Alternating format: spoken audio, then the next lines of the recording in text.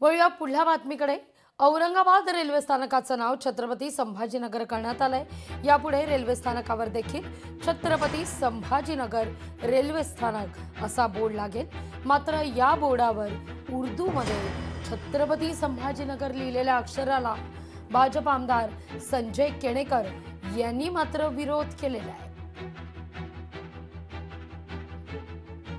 अधिक माहिती घेऊया आपले प्रतिनिधी सचिन बडे यांच्याकडून। थेट जातोय आपण। सचिन, तुम्ही ज्या ठिकाणी उभे आहात त्या ठिकाणी अगदी मागेच तो बोर्ड आपल्याला पाहायला मिळतोय। उर्दूत नाव लिहिण्याचं काय प्रयोजन आहे? हिंदी भाषा महत्त्वाची, मराठी सगळ्यात राज्यात महत्त्वाची। मराठी ही राज्याची भाषा आहे, प्रत्येकाला समजते, ती समजलीच पाहिजे असा आग्रह। असं असताना उर्दूचा अट्टहास का?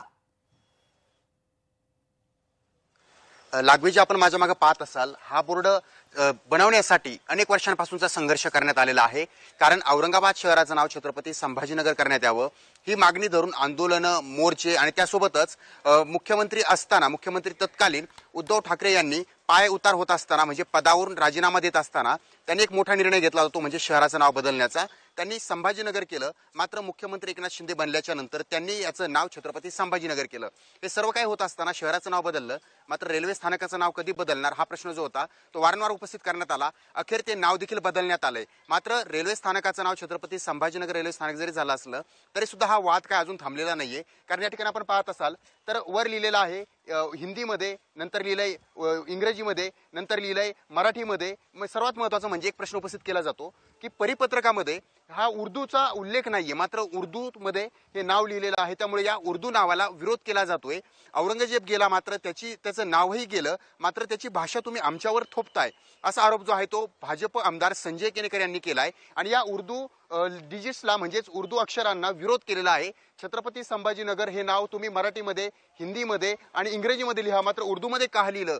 परिपत्रकामध्ये त्याचा कुठल्याही प्रकारचा उल्लेख नाहीये असं म्हणत त्याला विरोध केलेला आहे। त्यामुळे आता या नावावरून पुन्हा एकदा वाद निर्माण झालाय। आणि यानंतर इम्तियाज जलील यांनी सुद्धा सांगितलंय की या विषयावर काय बोलणार, कारण ज्यांच्या मनामध्ये आमचा तेढत निर्माण असेल तर ते काय या विषयावर बोलतील, अशा प्रकारची प्रतिक्रिया जी आहे त्यांनी दिलेली आहे। त्यामुळे या उर्दू नावाला एकीकडे विरोध वाढलेला आहे। नाव जरी बदललेलं असलं तरी सुद्धा संघर्ष थांबलेला नाहीये। तो म्हणजे आता हे नाव पुसण्यात यावं आणि या जागेवर ज्यांनी हे नाव टाकायला लावलं त्या अधिकाऱ्यावर देखील कारवाई करण्यात यावी, ही मागणी जी आहे ती आता भाजप आमदार संजय केणेकर यांनी केली आहे। त्यामुळे इतर हिंदुत्ववादी संघटनांनी सुद्धा या उर्दू नावाचा या सगळ्या संदर्भात काही चौकशी सुरू झाली आहे का? केवळ विरोधच होतोय की विरोधा पलीकडे जाऊन काही घडामोडी घडताना दिसतायत?